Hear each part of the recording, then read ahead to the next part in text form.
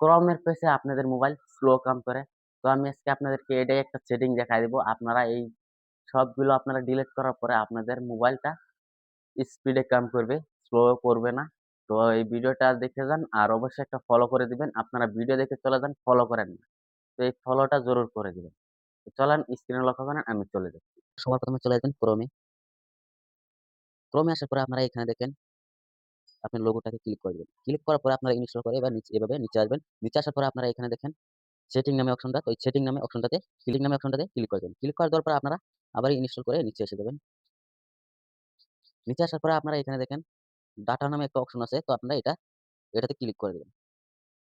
Click করে দেওয়ার পরে আপনাদের দেখেন এখানে এই যে দেখতে পাচ্ছেন 586 এরকম ভাবে দেখাচ্ছে। তো আপনারা এগুলা সবগুলা এখানে অল ডাটা ডিলিট মেরে দিবেন। তো আপনাদের মোবাইল এখন থেকে স্লো কাম করবে না, স্পিডে কাম করবে। তো অবশ্যই ভিডিওটি যদি ভালো লাগে থাকে লাইক, কমেন্ট, শেয়ার করে দিবেন। আমি অল ডাটা ডিলিট মেরে দিলাম। তো আমরা দেখতেই পাচ্ছেন অল ডাটা ডিলিট হয়ে গেছে। আপনারা এভাবে করে নিতে পারবেন। তো আশা করি